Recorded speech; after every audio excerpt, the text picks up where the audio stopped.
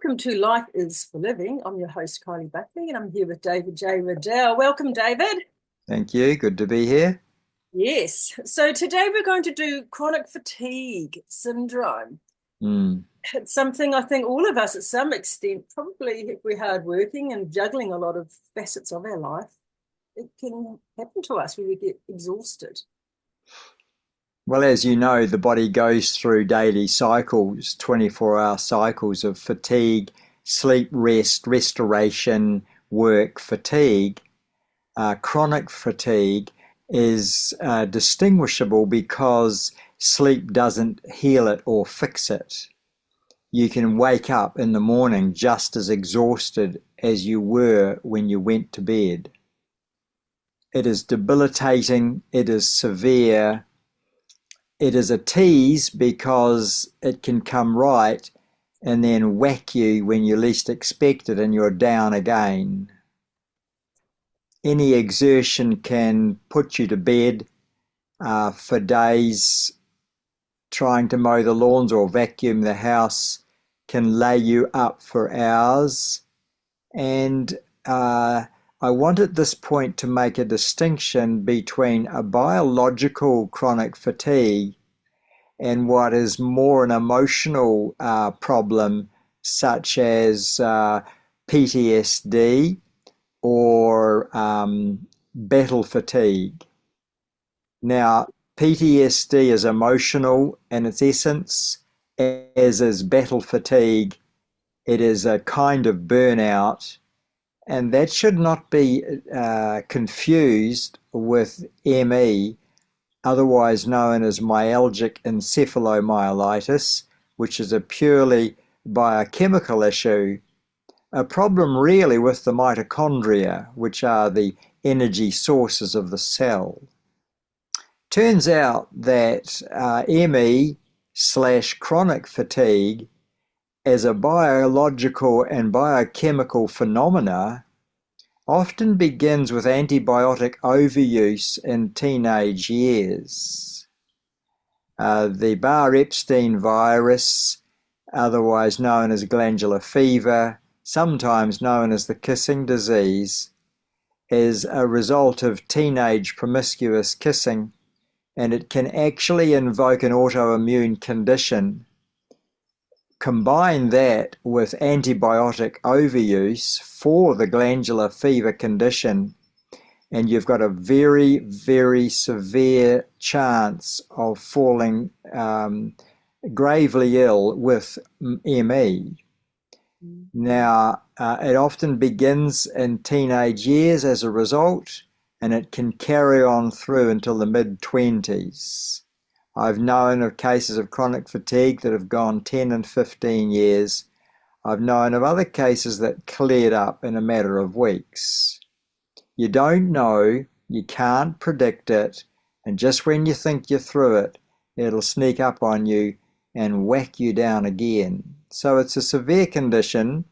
Back in the 80s, it was often known as Tapanui flu, because I think that was one of the first places it was identified. Again, commonly confused with PTSD or post-battle fatigue. Now, that is not a biochemical issue, that is an emotional issue, very similar to burnout. In fact, you could say that it is burnout. Post-battle fatigue is a real thing and a real burnout. But ME is a problem with the autoimmune condition. Maybe they overlap, who knows? But I always treat them differently. And I would have to say at this point that it's a teasing thing because you're in a storm and one day you're going to feel great and you get out there and get stuff done. And the next day, even the vacuuming and the dusting can knock you flat. So you're going to have to lower your expectations. You're going to have to be kind to yourself. And this is where most of the strife comes. People beat up on themselves because they're not doing what they should be doing or they feel they should be doing. They're not lowering their expectations, Kylie, and they're beating up on themselves, something terrible. And it's even worse when other people look at them and think they're a malingerer or lazy, because what's the matter with you? You don't even look sick. Although some of the clients that I've worked with over the last 30 years can go an ashen grey colour.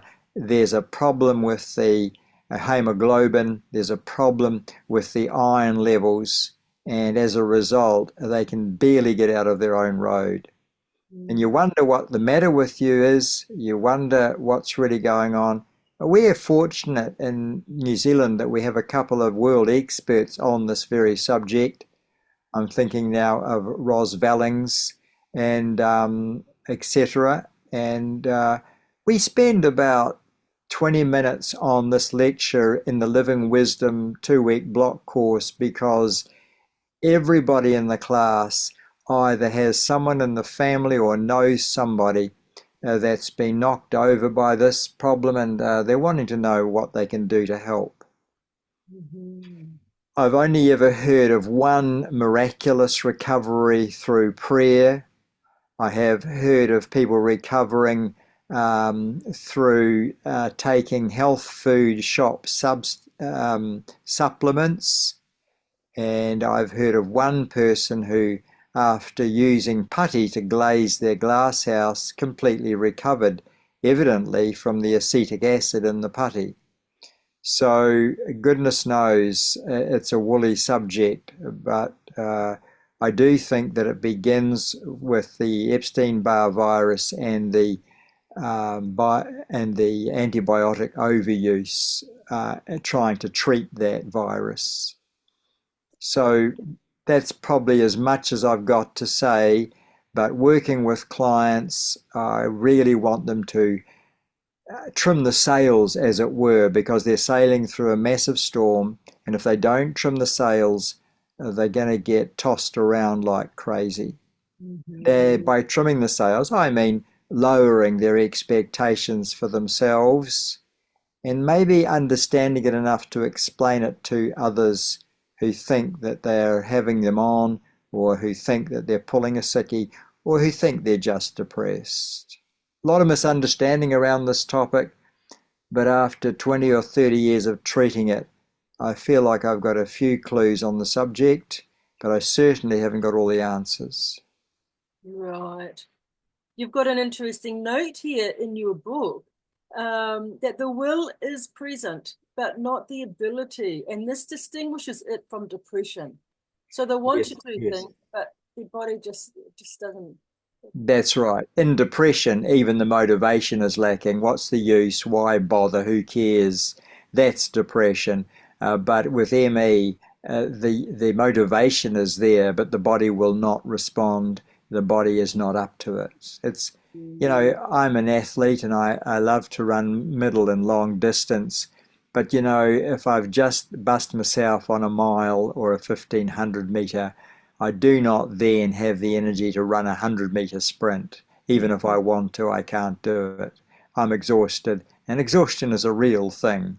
So we don't pretend that ME is not a real thing. Yes, but ME really is caused by your immune system being just smashed, would you say? That's right. I think that the autoimmune system has wrecked the mitochondria, or there's some tie up there that no one understands. But if the mitochondria suffer, the whole body suffers, because that's where all the cell's energy comes from. Interesting. And burnout, do you think that would be coming from the adrenals? Yes, that certainly involves the adrenals, but it's also I don't want to anymore. I've lost the motivation. I've lost the fight. I've lost the get up and go in burnout. I just don't have it in me anymore. Maybe the body is still strong, but now the emotional backup isn't there. Right. Yes, I remember years ago I felt like that. I was burnt out and I felt I had lots of different plates on sticks and I had to keep everything going. That was my mental picture. Well, welcome to the consequences of unrealistic expectations. Yeah, that's right. Totally. Yep, it does cause burnout. We think that you are a machine. You can just keep Uh, going. Well, and if you want to avoid chronic fatigue or post-battle fatigue, then I suggest you start taking a Sabbath. You can't mock a God, and you can't shortcut the body. The body needs a Sabbath, and when people ignore the Sabbath, it's going to catch up with them. We need a day of rest once a week to recharge, revitalize, and if we persistently don't take that, well, remember this, the body keeps score. it does. That's very true. So true. Okay, so we've covered the symptoms, a lack of bounce back, burnout symptoms. You've also got here weepy, avoidance of people, avoidance of noise, avoidance of stimulus, aching joints, mental anxieties and depression. Sometimes it could be present, times of full energy allowed by sudden relapses. Sometimes it can happen over many years. And sometimes it's misdiagnosed as depression. It's not the same thing as depression, although it overlaps. And as I say, it's often misdiagnosed as post battle fatigue or PTSD. Yes. Okay, so in the survival kit, you've got here, keep a close eye on your expectations, especially when you are feeling good. Yeah, Make some me time each yeah. day to keep centered and avoid all forms of obligation where possible. That's important. Well, the thing about obligation is that it's like running on willpower. It can't take you very far. And obligation in itself can be very draining. And so we're now in burnout territory. This is more relevant to burnout, but certainly running on obligation means that we quickly exhaust our supply of motivation, and that's where the fun starts. Mm. Don't live in tomorrow, live in the now. What do you need now? Yeah, it's one day at a time. It's a mile-high staircase. It's one step at a time. Just focus on the next step. Never mind tomorrow, or you'll get overwhelmed. Don't look at the mile-high staircase. Just look at the next step. Mm-hmm. And that's what I mean by trimming your sails. Yes. Remember that your feelings are not a reliable guide to how things really are. Well, you can get into a self-fulfilling prophecy by feeling tired, giving in to feeling tired, and then withdrawing and shutting down. Now, there is a process known as the lightning process that can intervene on that emotional loop, that emotional harmonic that can lay you low. And that's about fighting back, and that's about pushing back on the tiredness feeling so it doesn't overthrow you. But I'm a little bit suspicious of that because the only folk that really find relief and healing in that are those that are actually post battle fatigue. And that makes sense because they're not addressing a biochemical, biological issue. They're actually addressing an emotional issue and a motivation issue. Right. Yes, quite different. Don't live your life or look at yourself through other people's eyes, including your doctors. You're the best judge of how you feel. You've got to be able to push back mentally, if not verbally. Some doctors have a good understanding of ME, some don't have any understanding and give it a physiological uh, profile and want to treat you with drugs. But the point I'm making here is that you are the best judge of your intent and your motive, and you need to back yourself in the light of other people's misjudgment, misinterpretation, misunderstanding of you as just lazy or a slacker or a shirker. You've got to be able to push back on that mentally, if not verbally. Yes. Understand that this is probably not a mental condition, it is a biochemical, hormonal, and it could happen to anybody. but continue to try to improve your mental health nevertheless.